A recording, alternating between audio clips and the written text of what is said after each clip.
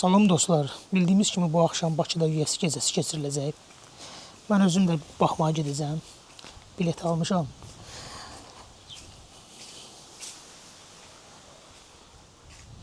Əriklərə baxayım. İdmançılarımızdan Tofiq Musayev, Rafael Fiziyev və Nazim Sadıqovun döyüşlərini görəcəyik. İlk öncə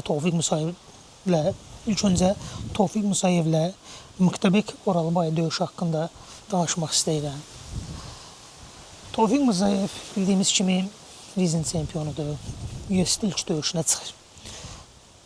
Düzdür, Tofiq Musayev artıq MMA döyüşündə çox da gənc deyil, yaşı az deyil, 35 yaşı var. Rəqibin isə 27-28 yaşı olmalıdır. Rəqib barəsində müsbət şeylər onu deyim ki, nəfəsi çox yaxşıdır Mıqtabekin. Çox yaxşı dözümlü idmançıdır. Məsələn, onun son döyüşünə baxıb bu qənaətə gəlmək olar da. Bir gözünü demək olar ki, tamamilə görmə qabiliyyətini itirmişdi, amma sona qədər döyüşü apara bildi. Döyüşün heç bir yerində o adam döyüşdən düşmür, yəni həvəsdən düşmür. Bu müsbət cəhətləridir. Və bitməyən enerjisi var. Tez-tez takedown'a gedir. Ona görə də bu döyüş Tofiq üzərində daim baskı olacaq. Rəqib Tofiq üzərində daim baskı quracaq. Amma Tofiq Musayevin müsbət cəhətləri odur ki, Tofiq Musayev ayaqda hərəkətli döyüşçüdür. Stabil dayanıb döyüşmür. Daim yana hərəkətli döyüş aparır. Bu da Mıqtabekin döyüşü üçün, Oralbay'ın döyüşü üçün biraz çətindir. Çünki Oralbay döyüşü daha çox qəfəsə küncülərə çəkəcək. Amma Tofiq Musayev isə döyüşü daha çox mərkəzdə aparmağa çalışacaq. Tofiq Musayev bu döyüşü belə də qısa olaraq deyim ki, daha çox hansı hərəkətdə olsa qalib gələcək. Tofiq Musayev öz çıxışlarında bildirdi ki, bu döyüşə çox yaxşı hazırlaşıbdır. Ona görə fikirləşirəm ki, Tofiq demək olar ki, döyüş ərzini, döyüşü mərkəzdə tutacaq və rəqibin ətrafında hərəkət eləyərək xal hesabı ən azından döyüşü qazanmağa çalışacaq. Təbii ki, burada nokautda qovalayacaqdır. Maraqlıdır, görək döyüş necə keçəcək. Məsələn, Tofiqin döyüş planı mənə çox maraqlıdır şəxsən. Əgər ilk raundda baxıb, yəni döyüşün sonunu təxmin eləmək olar. Əgər bir qələbə, bir nokaut gələcəksə, Tofiq Musayev tərəfdən gələ bilər. Çünki Tofiq Musayevin nokaut gücünü öz döyüşlərində görmüşük. Mıqtabek isə bitməyən enerjisilə daim baskı quracaq bu döyüşdə də. Yəni, Tofiq ancaq bu baskıya qarşı nəsə eləməlidir. Bu baskıya qarşı ancaq hərəkətdə olmaqdır mənim fikrimcə. Daim onun ətrafında hərəkət etməkdir və tez-tez gir-çıxışlar eləyərək rəqibə zərər yetirməlidir. Bir də rəqibin bu üstünə hücumunun qarşısını isə ayaqlarını zərbələr endirərək Tofiq bu baskının qarşısını ala bilər. Görək də gedişatda Tofiq hansı döyüş planına çıxır. Ümidvaram ki, Tofiq bu döyüşdə qalib gələcək. Ona uğurlar arzulayıram. İkinci döyüşümüz isə Rafael Fiziyev və Ignacio Bahamondes döyüşüdür. Bu döyüş barəsində deyim ki, Rafael Fiziyev mənim ən bəyəndiyim döyüşçülərdən biridir. Amma çox heyflər olsun ki, döyüş planını sona qədər icra eləmir. Və yaxud da ki, əvvəlcədən hazırlanmış döyüş planına döyüş vaxtı sadiq qalmır. Ya da ki, yaxşı döyüş planı ilə çıxmır döyüşə. Justin Gates məğlubiyyəti oldu, bilirsiniz də. 2 məğlubiyyət yaşadı Justin Gates. Məsələn, birinci məğlubiyyətdən sonra mən Rafael Fiziyevin barəsində fikirləşirdim ki, o ikinci döyüşdə qırışmağa getməyəcək. Çünki Justin Gates-nin qırışmağa girməyi çox böyük səhvdir. Kinizlərdə Justin Gates-lə kiniz döyüşlərində çox qalmaq olmaz. Çünki rəqib çox pis zərər yetirir.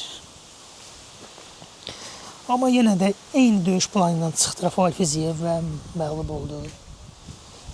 Çox əmin idim ki, Rafael Fiziyev biraz daha hərəkətli, yana hərəkətli, daha texnik döyüşsəydi ki, o qabiliyyəti, o bacarığı var. Buna əminəm. Sadəcə döyüş vaxtı daha çox qırışmağı seçir. Niyə seçir onu da bilmirəm. İnşallah bu dəfə daha texnik döyüşər. Rəqibi barəsində deyim ki, 1.90 boyunda hündür bir idmançıdır. O da ayaq üstə döyüşməyi sevir, amma yerdə də bu da pis deyil. Məsələn, döyüşlərində submission qələbələri də var. Dözümlülük baxımından Rafael Fiziev əgər Justin Gage nokautla məğlub olmayıbsa, yəni inanmıram ki, Ignacio Bahamondes onun nokautuna qalib gələ bilər. Rəqibə görə Fiziev daha cəlddir. Yaxın təmas döyüşlərində, klinslərdə əsasən, məsələn, Justin Gage-lə klins döyüşlərində uzun vaxt keçirmək Rafael Fiziev səhv eləmirdi. Əgər eyni strategiya ilə çıxsa, klinslərdə mən fikirləşirəm ki, Bahamondesi nokaut eləyə bilər. Yenə də yəni, bu döyüşdə mən 60-ın 40-a, yəni Rafael Fizievin qələbəsi ilə yekunlaşacağı qənaətindəyəm. Üçüncü döyüş isə Nazim Sadıqovdur. Düzü rəqibi barəsində çox da məlumatım yoxdur.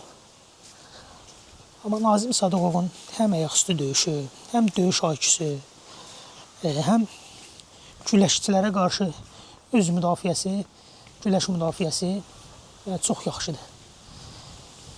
Və bir də Nazim Sadıqovun çox yaxşı çənəsi var.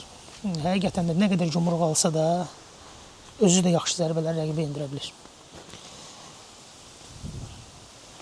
İnşallah ümidvaram ki, Nazim Sadıqov da bu döyüşdə öz qələbəsi ilə bizi sevindirəcəkdir. Bir də keçək günün əsas döyüşünə.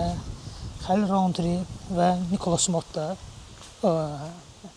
Xəlil Rountree və Jamal Hill. Qatışdırdım adları. Jamal Hill bildiyimiz kimi köhnə UFC çempiondur. Amma bir idmançı bir dəfə piki yaşayır da, yenidən gəlib o piki bir də yaşaması məncə çətindir. Xəlil Rountree isə öz sözünü Alex Pereira döyüşündən sonra yəni özünü daha çox tanıtdı və həqiqətən də o döyüşdə məğlub olsa da çox layiqli döyüşdü. Bəzi raundları Alex Pereira'dan almışdı. Bu döyüşdə mən Xəlil Rountree-nin qələbə qazanacağı qənaətindəyəm. Çünki daha sərt və daha sərt zərbələr endirir. Əl-ayaq zərbələri Jamal ilə görə məncə daha sərtdir.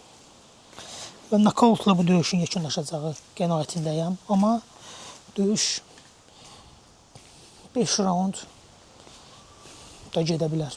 Ki, o qədər düşünmürəm də bu barədə. Belə. Hamıya təşəkkür edirəm. İnşallah video izlənilər. Düzü bu videonu çöldə çəkmişəm. Həyət evində. İnşallah daha maraqlı videolar çəkmək qismət olar. Dəmir Yumruq YouTube səhifəsinə abunə olmağı sizdən xahiş edirəm ki, daha maraqlı videolar, UFC döyüş analizlərini çəkim, sizinlə paylaşım. Oldu. Hamıya təşəkkür edirəm, sağ olun.